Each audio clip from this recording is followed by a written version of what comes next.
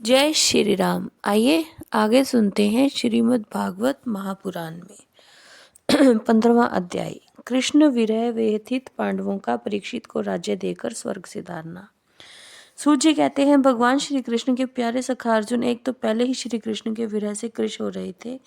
उस पर राजा युधिष्ठिर ने उनकी विषादग्रस्त मुद्रा देखकर उसके विषय में कई प्रकार की आशंकाएं करते हुए प्रश्नों की झड़ी लगा दी। शोक से अर्जुन का मुख और हृदय कमल सूख गया था, चेहरा फीका पड़ गया था। वे उन्हीं भगवान श्री कृष्ण के ध्यान में ऐसे डूब रहे थे जैसे बड़े भाई के प्रश्नों का कुछ भी उत्तर न दे सके। श्री कृष्ण की आंखों के ओझल हो जाने के कारण वे बड़ी हुई प्रेम जनित उत्कंठा में प्रवश हो रहे थे। रथ हाँकने, टहलने आदि के समय भगवान ने उनके साथ जो मित्रता, अभिनृता और प्रेम से भरे हुए व्यवहार किए थे, उनकी याद पर याद आ रही थी। बड़े कष्ट से उन्होंने अपने शोक का वेग रोका, हाथ के नेत्रों के आंसू पोंछे और फिर रुंधे हुए गले से अपने बड़े भाई महाराज युधिष्ठिर से कहा, महाराज, मेरे भाई अथवा ने अत्यंत घनिष्ठ मित्र का रूप धारण कर श्री कृष्ण ने मुझे ठग लिया। मेरे जिस प्रबल पराक्रम से बड़े बड़े देवता भी आश्चर्य में डूब जाते थे, उसे श्री कृष्ण ने मुझसे छीन लिया। जैसे ये शरीर प्राण से रहित होने पर मृतक कहलाता है, वैसे ही भगवान के क्षण भर के वियोग से संसार अप्रिय दिखने लगता है। उनके आश्रय से द्रौपदी स्वयंवर में राजा द्रुपद के घर आए और राजाओं का तेज मैंने हरण कर लिया। धनुष पर बाण चढ़ाकर मत्स्य वेद किया और इस प्रकार द्रौपदी को प्राप्त किया था। उनकी सन्निधि मात्र से मैंने समस्त देवताओं के साथ इंद्र को अपने बल से जीतकर अग्निदेव को उनकी तृप्ति के लिए खांडव वन का दान कर दिया था और मैं दानव के निर्माण हुआ था।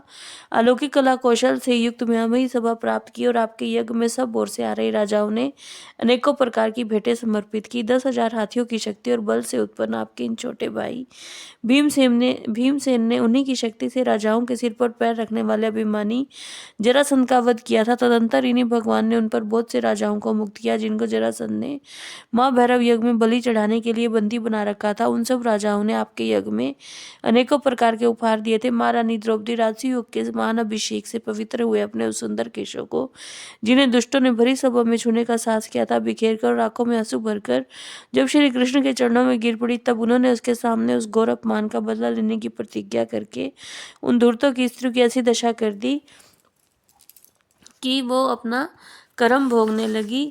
वनवास के समय हमारे वैरी दुर्योधन के षड्यंत्र से 10,000 शिष्यों को साथ बिठाकर भोजन कराने वाले महर्षि दुर्वासा ने हमें दुस्तर संकट में डाल दिया था। उस समय उन्होंने द्रौपदी के पात्र में बची हुई शाक की एक पत्ती का ही भोग लगाकर हमारी रक्षा की। उनके ऐसा करने से नदी में स्नान करती हुई मुनि मंडली को ऐसा प्रतीत हुआ मानो उनकी तो बात ही क्या, सारी त्रिलोकी ही तृप्त हो गई है।